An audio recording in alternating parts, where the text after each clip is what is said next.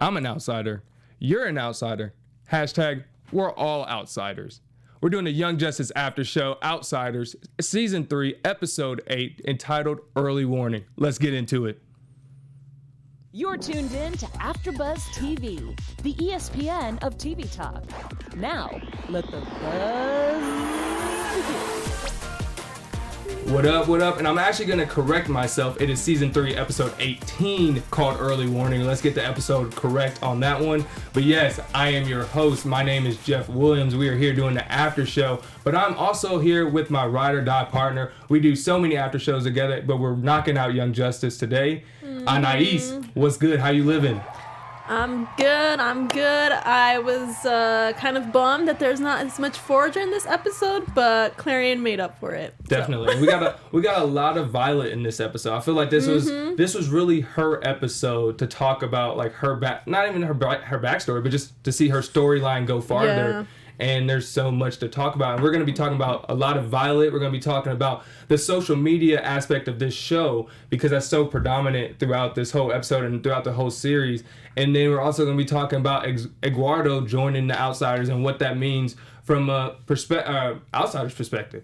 Yeah, so we got all those. We're going to be doing an Outsider Spotlight where we spotlight one of the outsiders. So someone that's a teen who's making a difference, changing the world, doing something positive for their environment.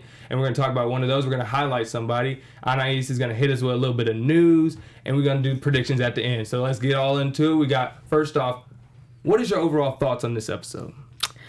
I'm very happy with Zatanna. We got to see a lot more Zatanna because she's one of my favorite characters. So I was really, really happy. And Clarion, I did not know that much about Clarion. I know he's been in like a couple like not just Young Justice episodes, but like other just animated shows. But this one I got to see a little bit more of him, and he just had so many funny moments. Like, I don't know, I thought it was funny when he was like, he wanted to escape the tower and he was like, oh, we're still here, oh dang it, and the cat, or Tico's the cat's name, was like meow, like yep. dang it, it was just so cute. And I don't know if you noticed, but they had that in like a certain scene, but then if in the credits you can hear him like he's still in the tower, he's trying to escape.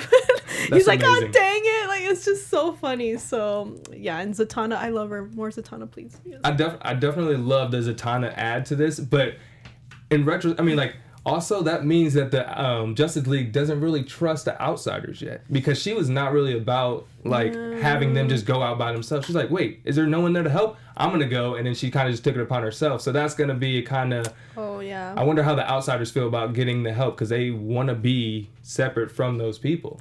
But and also, I mean, part of it, yeah, I guess that they don't trust him, but also I think just because, her abilities they're kind of needed, I feel, because he's like a witch boy, yeah, so that's why she was and there. She knew, I mean, she said, no, I need to be there. She knew her skills were tailored for this specific fight and for a specific person. Yeah, because they basically didn't have like a Zatanna type on the Outsiders, so exactly.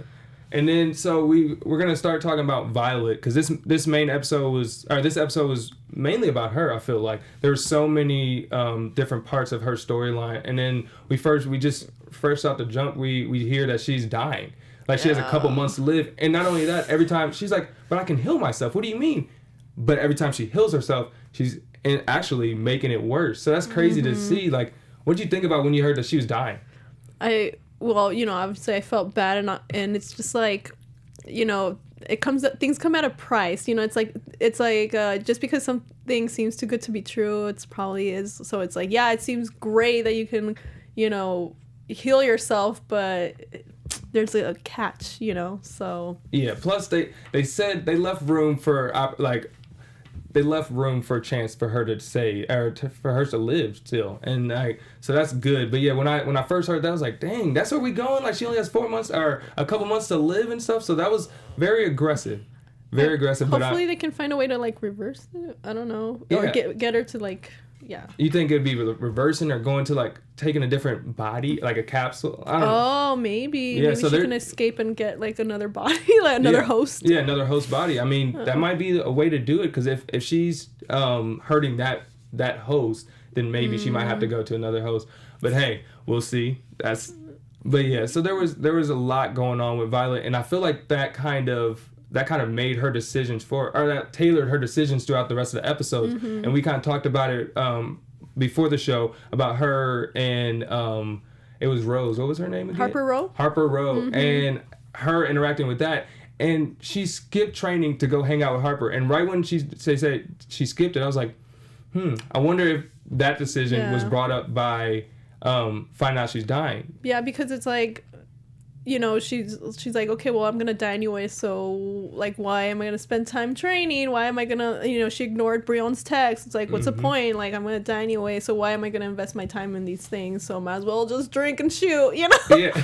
And kiss random people, you know? I mean, like, I really thought about, like, she's like, I'm just gonna do me. I'm gonna do the fun stuff. I'm gonna do what's bad and not really give a crap about any of the repercussions that come from it. Because she's over there just like playing. Unfortunately, she's playing with guns, which is bad for anyone to do.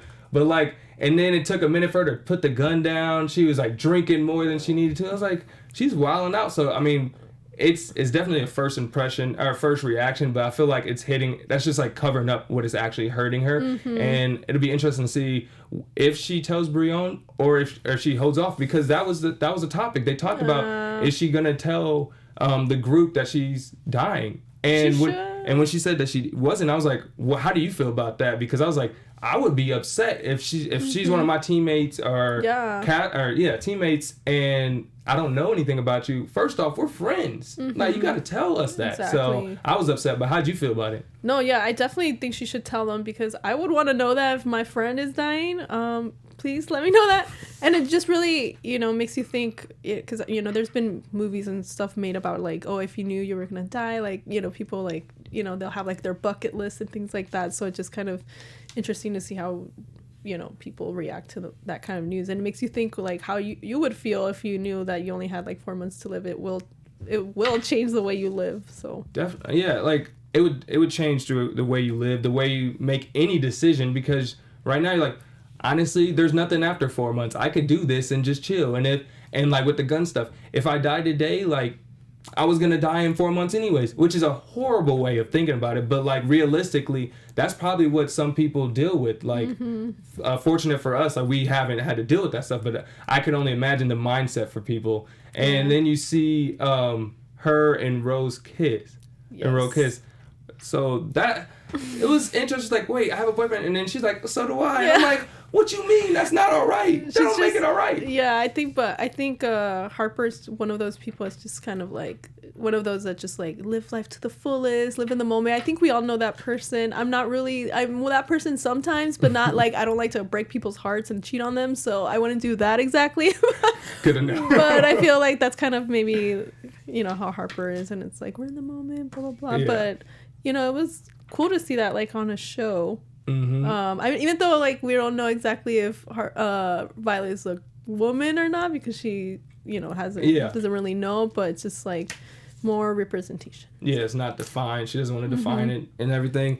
But yeah, that, like, her whole story is getting more interesting, and it's crazy to see that potentially in 4 months she could go away. So I'm definitely interested to see how that story development goes, and how she's gonna tell her friends, and Brion especially, because they're supposed to be in love. So look, tell them. If my spouse, my wife, or girlfriend, or any of that, like, she don't tell me, that would hurt. Because and also they can help you. Like, you know how many resources you have with all those superheroes? Like, if they find out, oh, this person can die, they're all gonna try to help you. Yeah. You know, Zatanna could come in there, maybe she could reverse it or something.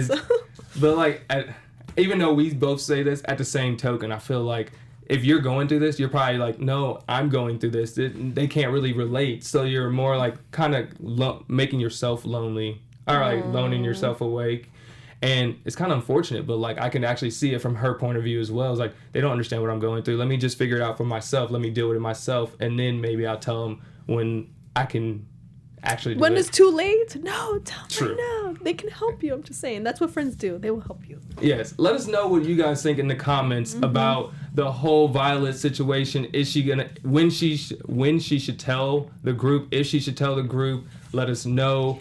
And then just like put in the comments everything, all your prediction, everything. We love the comments, and just, Anais, let them know how much we love the comments, how much we love the fans. Yes, we love hearing from you guys. If it wasn't for you guys, we would not be the ESPN of TV Talk. So we don't just want your comments, but if you could, subscribe, that'd be awesome as well. If you're listening on iTunes, give us a 5-star rating. We'd really appreciate that as well. And please do not be shy. Let us know what you think. It kind of helps us, shape, future after shows. Maybe we might feature a comment. We love hearing from you guys, so please let us know what you think. I can't agree with you more. There's so many times I'm over there looking in the comments and I'm learning stuff through the people that are talking. Yes, educate us. Because they educate me throughout the whole time. Like I love superheroes. I've been talking about superheroes all the time. Like I'm on multiple after shows, but I stay in the comments learning stuff that I would never read. I never know through the comics or through just the movies. There's so much information, so definitely it helps to hear from other people as well, because we can't know every single thing. Yeah, like social media is a great way for us to learn from them and them learn from us. But like social media is not only prominent for us, but it's prominent in this show. Mm-hmm. And from the first part of the episode, you see it was Courtney Whitmore, and she was from Good World Studios talking about the outsiders and the hashtag we are all outsiders. And I feel like that resonates not only through like social media in the show, but like through real life, because hashtags are such a huge thing now. Whether it's hashtag save swamp things, hashtag we are all outsiders, they all have different meanings, and they attach to people, and for like this, we are all outsiders.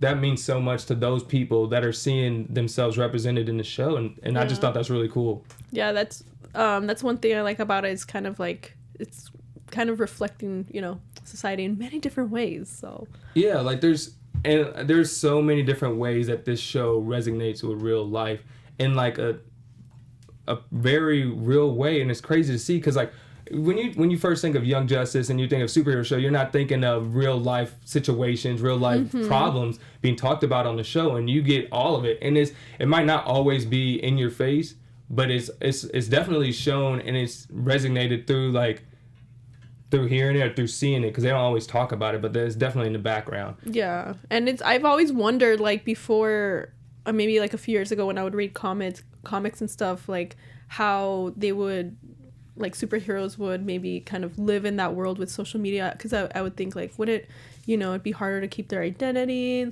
secret and stuff like that. So now we're seeing that more in, comics. And I remember, I think the first time I kind of saw like some social media thing in the comics with, I think, Batgirl. Mm-hmm. She was like taking a selfie in the bathroom. I'm like, that is so weird to me, because I'm not used to like seeing them interacting with social media and things like that. And kind of, so yeah, now it's kind of more part of the I feel like it like grounds the show. It kind of makes it more realistic, because like, oh, the superheroes are doing something that a normal kid would do, like taking selfies and stuff. Yeah. And then also what normal people do, social media can also hurt the team dynamic. And I don't know if they like did a little tease there, but like with all the different names that he was doing, or different what do we call them? Like aliases, or not different names. Sorry, when they're like team, let's go, or something like that. Oh, like they're like saying, or like motto or something. Their motto. He kept changing it throughout the episode. I don't know if that was a tease to them getting frustrated, but I see that social media could frustrate the team dynamic and kind of figure out who's the leader, and say the social media is highlighting one superhero. Maybe they're gonna fall for like, it's like they're gonna go through what a lot of us go through. It's like they're gonna read the comments. They're gonna see that one member is more like than the other. Maybe like egos are gonna. It's like the real world for Young Justice and stuff. Like they're like stars now. They told them who they really are. There is no like behind a mask or anything now. They know exactly who you are. So that's going to be an interesting dynamic, how they're going to deal with that and how it's going to change the team dynamic. Yeah, I definitely want to see how that's going to affect them, because you're so used to superheroes being so secretive, and like hiding, obviously their identities and stuff like that. So it's just like, let's see if this actually has a good effect or not, because Beast Boy, he thought it was a good thing, so we'll see. But I have a feeling that's not gonna go well. Yeah, because not everybody is okay with just being right in front of the screen saying, hey, what's up, this is me, and then being like the front of the whole team. Some people just might want to save people and then go back to their own like personal lives and stuff. As you see, like some of the superheroes, they retire and get like back to regular life. So it'd be interesting to see how those outsiders try and deal with the spotlight. And like we talked about how the team dynamic, the team just got bigger at the end of this episode. And we see Eduardo, and Eduardo finally joins the team. Eduardo? Or Ed? Ed, yeah, we're gonna stick with Eduardo. It says there's Dr. Eduardo, and I thought he said just Ed. I don't know, we'll see. But I think he said to call himself Ed. It's Junior, so we'll call him Ed. Okay, sorry. Yeah, no, that's fine. we're gonna call him Ed. We call him Junior. But yeah, so he joins the team, and one of the things he says is like, the people want to see someone that resembles them. And not only is that good to see in the show, but that again resonates with so much real life. Like I can't tell you how many times, like as a kid when I was watching superhero shows and any other shows, I wanted to see someone represented that looked like me. Yeah. So when I saw like the Miles Moraleses and just other different superheroes that were black or that were shown black, portrayed as black in the comic books or in the movies, I thought it was always cool. So seeing him say that, that resonated with me, and I think that was a cool dynamic and cool thing to add to the show. And how do you think that he's gonna add to the team, or just that statement alone? No, I like that he said that because it made a good point, and also it kind of reminded me, because he was like, okay, you're a prince, you're a movie star, your legacies, and it kind of reminds me of like, rich kid privilege of like universities. When you're getting into university, certain people have an easier time because of who their parents are or their status. So he kind of reminded me of that situation, how like, even though it's not like, TV or representation there, but it's just, I don't know, it just made me think about that, how like it's just a little bit easier, and sometimes they don't realize how maybe like they have that little bit of privilege, I feel that. Do you think that their different temperaments are going to clash? Because Garth is not like that. He's he's a TV star, he's a movie star, so he's in your face, he's happy, he's pumped, he wants everybody to know who he is and what he's doing. Now, Ed, he might be that way, but he also wants to represent for the normal people, the more grounded people. So I can see their tempers clashing. How do you think he's going to fit with the mode with the group? I think he'll do well. Like, first of all, like, Beast Boy, he was all for him joining. And, I think it fits that he's the leader because he's the actor and he likes, I guess the spotlight. So it's fine. And I think, Ed, he's just kind of going to be the one kind of doing his job and, like, doing it for the reasons of like, I want to help people, but I don't think he's going to do it for like the fame or anything like that. But it'll just be cool to like, I know it'll be cool for people who can relate to him to see him, and it'll make them more popular. Yeah, so. I feel like he's literally their definition of outsider, because they wanted to be like the young kids that are making a difference, making a change, not having to deal with the politics that the Justice League has to deal with. And he's honestly like their spokesperson for that, because when kids see that, normal kids that don't have superpowers, they want to see someone, oh, you kind of look like me, you kind of like act like me, you're also in the what do they call it, the teen center or the youth center, the like the metahuman youth center. So like seeing that, I think that would be a cool dynamic. But going along with that, like how the outsider spotlight, how outsiders are talking about people that make a difference. We have a special segment here called Outsider Spotlight that we're going to do right now. Woo-hoo. So Outsider Spotlight is where we put the spotlight on an outsider, someone who's making a difference, changing the mode, being a positive influence in their community and the world. And this week we're going to be talking about Marley Diaz. I believe I pronounced her name correctly. She is an activist, author, and a public speaker, all at the age of 14. Wow. She started a campaign, #1,000 Black Girl Books, which ends up getting over 11,000 books handed out and given. And so she just beat her goal by 11 times. That's crazy. That's just a normal thing to do. And not only that, she's an author. She has a book called Marley Diaz, Get It Done, and So Can You. So that's really cool. So like she's already killing the game. She's being interviewed by all the biggest names, and she is making a positive change in her community, and it's so cool to see at such a young age. Yeah, wow. Like I believe she started that campaign at the age of 9. So before she was even a teenager, and now she's like 14. Dang. Doing all these things, and author and over here. Awesome. So it's really cool to see. And she was actually part of Forbes 30 Under 30. Oh, wow. Yeah, so she's really killing it,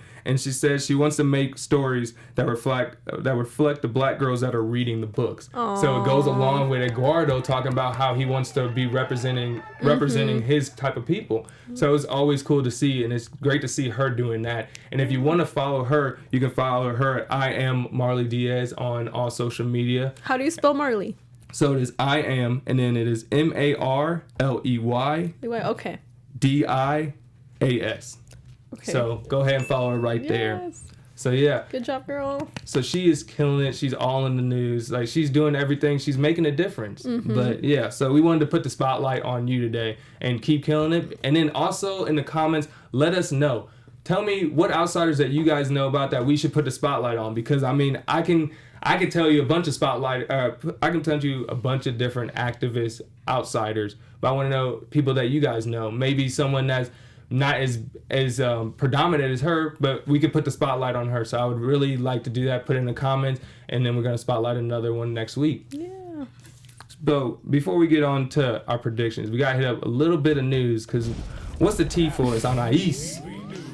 Well, it's been a little bit of a slow news week, but I don't know if you guys have heard of the new HBO Max service. Yes. And that we're going to have a bunch of different...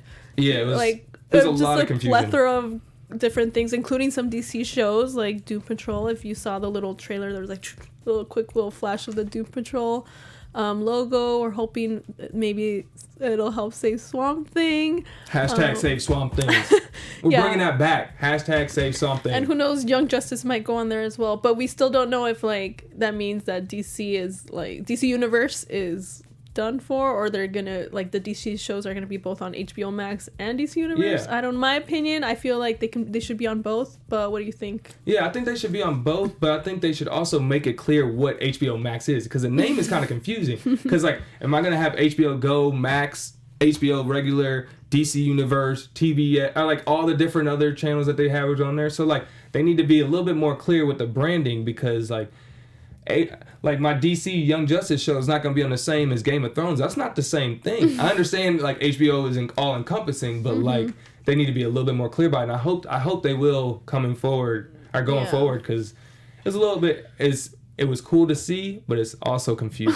I guess that's why it's maybe like a teaser. I don't know, but I think with the name Max, like that should mean it's everything. It's like the maximum, you know. That's kind of the vibe that I get, and also it kind of seemed like they were gonna have everything on there, like a combination of like HBO stuff, DC stuff, like TBS. I don't know, just a bunch. They had Adult Swim on there. Oh yeah, Adult Swim. They had a little bit of everything on there, so it'll be definitely interesting to see where they go with this and how they try to group up what apps or what shows go with what apps. Oh, and then movies too. Like we saw clips of Justice League on there, so.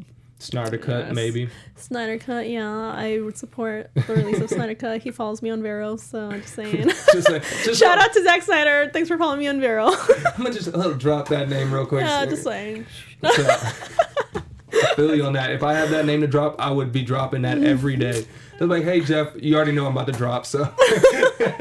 That's literally how I introduce myself. Let us know what you guys think of HBO Max. If maybe you can clear some things up for us, that would help. If you work for HBO, let us know. Give us all the tea. If you work for HBO, call me. My number is, no, I'm just kidding. I'm not telling you my number, but hit me up in the comments, because I will respond, and I really want to know what's going on with HBO Max. But before we leave, we got to talk about some predictions, because there's a lot of stuff going on in this show. And what you think is coming up next? Okay. This is going to be more for like end of season predictions. First of all, Courtney Whitmore, she's Stargirl, but not yet. So I feel like since she's reporting constantly on The Outsiders, she's going to end up joining them towards the end of the season. She's going to be like, I want to join too. And somehow she's going to get her powers. I don't know how that's going to happen, but it's going to happen. And then, I was happy that we got some flashbacks of Tara and Deathstroke training, because I wanted that. So thank you for giving me what I wanted. So hopefully we'll get some more of those as well. And I feel like the season, I'm all thinking like towards the end, but I feel like the season finale is going to be kind of like more about Violet, like trying to save her. That's going to be like the main goal. Yeah. Yeah. I like that. I hope, because I like Violet. I like that whole storyline. I feel like she's she's especially with the storyline that she doesn't particularly say that she's a woman. I feel like that translates for so many people in the world. I feel like that's such a huge topic to talk about. So I would love to have her character stay on and continue on for the next couple seasons. So I'm hoping we're gonna do a hashtag Save Violet too. Yes, hashtag Save Violet. We're saving a lot of people. Save Swamp Thing, Save Violet. We're out here to save people. Save the Snyder Cut. Exactly. Save them all. Save them all. But yeah, my prediction has something to do with Tara as well. I'm being optimistic with this one. I'm hoping that connection that she's kind of gaining with Tigress when they were training, how she was like, yeah, I know how sometimes training can be hard because they had hard training, like when they were coming up, they had hard times training with the people that were training them. And I feel like maybe she can have a connection there, and like maybe I can actually rely on her, and maybe I can trust her, and then Tigress will be like, you can tell me what's going on, or maybe she tells Tigress what's going on and help her get out of that situation. Yeah. So, I'm being optimistic because if not, Tara, you might have to get the boot because you can't be sneaking up on Young Justice like that and the Outsiders. But yes, that is my prediction. Please let us know what you guys' predictions are for the next show and for the series, and let us know what you guys think. But yeah, that is all for this week's episode. It was season 3, episode 18, titled Early Warning. But let them know where they can find you. Anais. On Instagram, I'm More Than You Think 7, and Vero, it's Mo, ITZMOE. Yes, and like I said earlier, we're on all the superhero shows. We're on Young Justice, we got Swamp Thing, and we got Legion as well. So we're just doing them all, and you guys can find me on that and at JeffWill_Jr. on social media. Appreciate you guys, and we will see you guys next week. Our founder, Keven Undergaro, and me, Maria Menounos, would like to thank you for tuning in to AfterBuzz TV. Remember, we're not just the first, we're the biggest in the world, and we're the only destination for all your favorite TV shows. Whatever you crave, we've got it. So go to AfterBuzzTV.com and check out our lineup. Buzz you later. The views expressed herein are those of the hosts only and do not necessarily reflect the views of AfterBuzz TV or its owners or principals.